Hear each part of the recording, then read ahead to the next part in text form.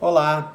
Hoje nós vamos trazer aqui para vocês três coisas completamente diferentes, mas que às vezes fazem confusão para quem está estudando direito penal.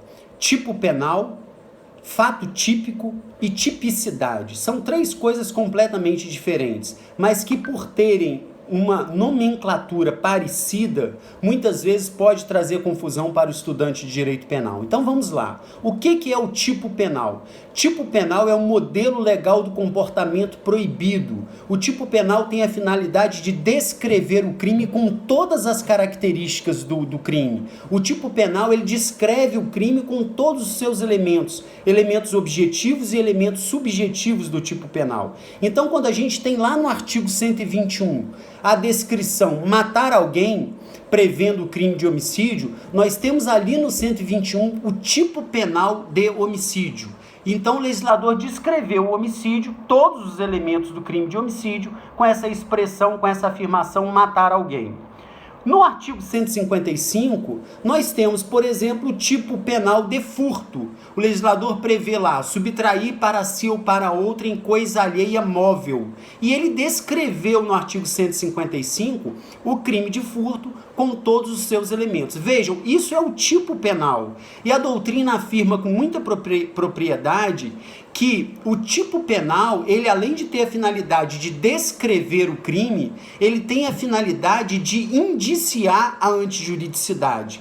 E isso é verdade, porque se o legislador descreveu matar alguém como crime de homicídio, o fato de você ter essa conduta prevista como criminosa, matar alguém, isso indicia a ilicitude. Significa dizer que, em regra, se o fato está descrito no tipo penal como crime, significa dizer que esse fato, em regra, ele é também antijurídico. Em regra, ele vai ferir o ordenamento jurídico como um todo. Não somente o ordenamento jurídico penal, mas o ordenamento jurídico como um todo. Então, nós podemos concluir com toda certeza que se existe uma conduta prevista no tipo penal como criminosa, essa conduta, em regra, ela é antijurídica, em regra, ela é ilícita. Aquela conduta prevista no tipo penal como criminosa, ela só não será ilícita ou só não será antijurídica se ela estiver amparada por uma causa excludente de ilicitude. Quais são as causas de exclusão da ilicitude? Legítima defesa, estado de necessidade, estrito cumprimento do dever legal e exercício regular do direito. Então, tipo penal descreve o crime com todos os seus elementos. O tipo penal, ele indicia a ilicitude. Em regra, se a conduta está prevista no tipo penal como criminosa, essa conduta, além de criminosa, ela também é ilícita, ela fere o ordenamento jurídico como um todo, salvo se estiver amparada em uma das excludentes da ilicitude. Vimos o tipo penal. O que é tipicidade? Tipicidade é algo completamente diferente. Nós temos o tipo penal de homicídio, que descreve o crime de homicídio. Agora vamos para um caso concreto. A, querendo matar B, atira e mata B. Essa conduta de A matar B, ela se enquadra, ela se adequa no artigo 121 do Código Penal, concordam? Então, se A, querendo matar B, atira e mata B, essa conduta de A, ela vai se enquadrar no tipo penal do artigo do 121 do Código Penal que prevê o homicídio. Esse enquadramento da conduta praticada pelo agente no tipo penal chama tipicidade. Daí se dizer que tipicidade é a adequação do fato praticado pelo agente ao modelo legal, ou seja, ao tipo. Então, esse enquadramento da conduta concreta praticada pelo agente criminoso ao tipo penal chama tipicidade. E a doutrina trabalha com dois níveis de tipicidade. Uma tipicidade formal e uma tipicidade material. A tipicidade formal é só isso. É você enquadrar a conduta concreta praticada pelo agente delituoso no tipo penal. A perspectiva de tipicidade material, ela dá um passo adiante. Ela diz, olha, quando o legislador previu o tipo penal, ele, na verdade, ele descreveu o crime, mas ele não considera toda conduta que se enquadra nesse tipo penal como criminosa, porque muitas vezes a conduta pode se enquadrar no tipo penal, mas ela não ofende o bem jurídico de maneira significativa. E quando ela não ofende o bem jurídico de maneira significativa, significa dizer que não foi intuito do legislador prever aquela conduta como criminosa. Vou dar um exemplo, você vai entender. O crime de furto, o tipo penal de furto, ele descreve subtrair coisa alheia móvel para si ou para outrem. Então vamos imaginar que você gosta da caneta Bic do seu colega na sala de aula. E no intervalo da aula, você acaba subtraindo para si coisa alheia móvel. Ou seja, você acaba subtraindo para si a caneta Bic do seu colega. Vejam que essa conduta concreta que você praticou, ela se enquadra, ela se adequa perfeitamente ao tipo penal do furto, artigo 155 do Código Penal. Só que essa conduta, embora ela se enquadre no artigo 155 do Código Penal, ela ofende o bem jurídico, patrimônio alheio, de maneira muito insignificante.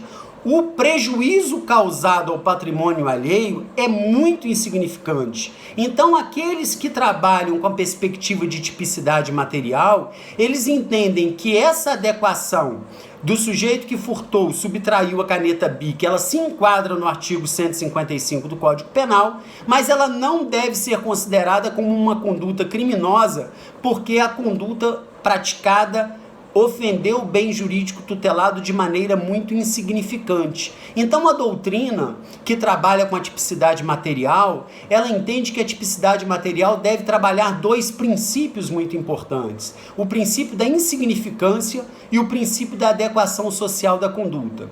O que ela quer dizer com isso? Se o fato se enquadra no tipo penal, se existe tipicidade formal, a gente tem que dar um passo adiante para verificar se existe tipicidade material. E só haverá tipicidade material, somente haverá tipicidade material, se a ofensa praticada ao bem jurídico não for insignificante e se a ofensa praticada ao bem jurídico tutelado já não for aceita pela sociedade. Se for insignificante ou se for aceita pela sociedade, haverá tipicidade formal, o fato se enquadra no tipo penal, mas não haverá tipicidade material e não haverá conduta criminosa. Então, aquele sujeito que subtraiu para si a caneta Bic de outra pessoa, causando um prejuízo ali muito ínfimo, muito insignificante a outra pessoa, nessa conduta haverá tipicidade formal, porque a conduta praticada por ele se enquadra no tipo penal, mas não haverá tipicidade material,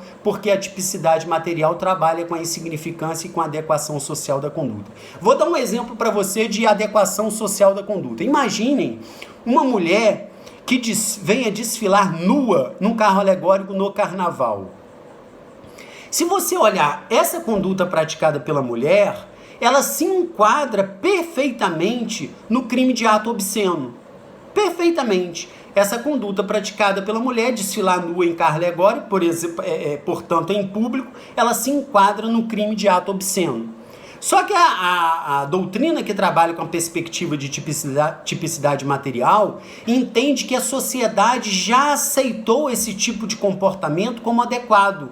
A sociedade aceita que a mulher venha desfilar nua em carro alegórico no carnaval. Em razão disso, na conduta praticada pela mulher ao desfilar nua em carro alegórico no carnaval, haverá tipicidade formal, mas não haverá tipicidade material e, portanto, não haverá crime na conduta dessa mulher, ok? Então já vimos o que é fato típico, já vimos o que é tipicidade e vimos que a tipicidade ela trabalha com a perspectiva de tipicidade formal e de tipicidade material. Agora precisamos concluir o nosso raciocínio falando sobre fato típico. O que é o fato típico? O crime é a soma de três elementos: fato típico, fato ilícito e fato culpável.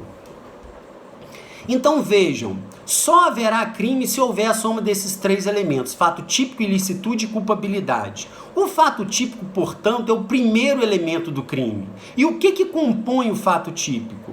O fato típico ele é composto de conduta, resultado, nexo de causalidade e tipicidade. O que é isso? Imaginem a conduta de A atirar em B com a intenção de matar B. A quer matar B, atira em B e mata B. Vejam se não houve aí um fato típico, o primeiro elemento do crime. Houve conduta? Houve. A atirou e matou B. Ok.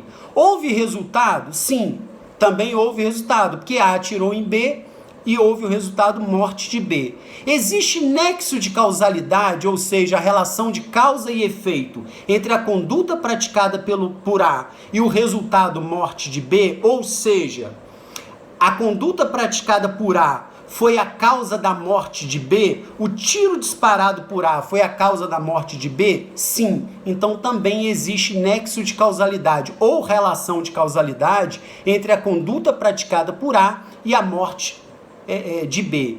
E a atipicidade nessa conduta, a atipicidade nesse fato concreto, ou seja, a atirar em B se enquadra no artigo 121 do Código Penal? Sim.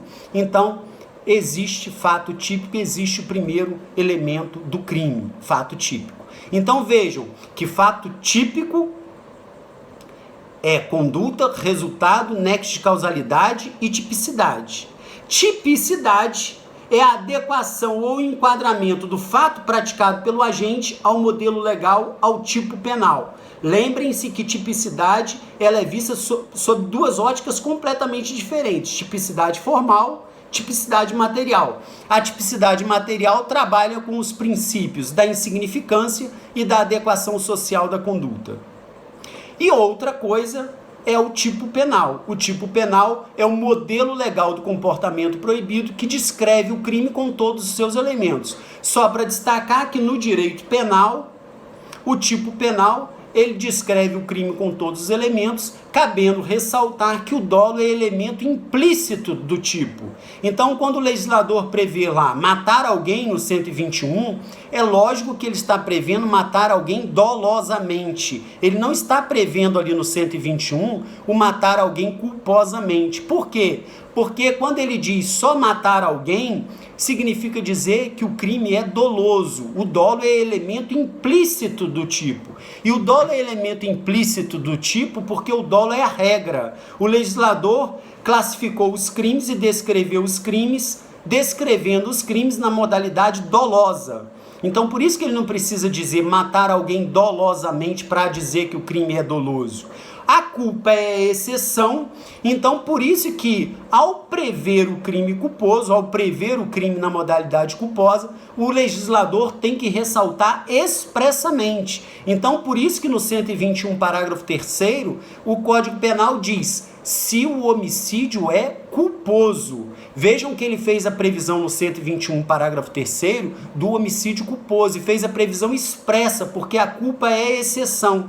E se a culpa é exceção, só existirá crime culposo se existir a previsão expressa do legislador prevendo essa modalidade de crime na modalidade culposa. Ok? Espero ter colaborado para os seus estudos de direito penal. Um grande abraço.